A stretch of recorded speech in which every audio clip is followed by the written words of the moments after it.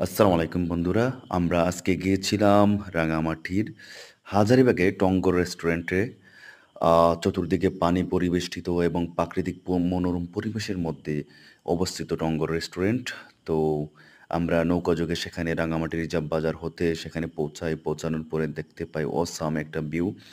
এখানে বসার জন্য বিভিন্ন ধরনের আ ব্যবস্থা রয়েছে। তার পাশাপাশি হ্যামক রয়েছে। প্রাকৃতিক পরিবেশে আপনি বিশ্রাম নিতে পারবেন।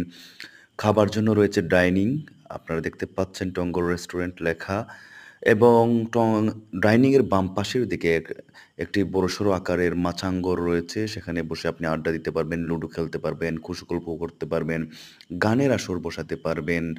তাছাড়াও বাম পাশে দেখতে পাচ্ছি ছোট্ট আরেকটি টঙ্গরের মতো রয়েছে এবং বড় একটি বটগাছ রয়েছে। বটগাছের নিচে রয়েছে বসার জন্য সুব্যবস্থা।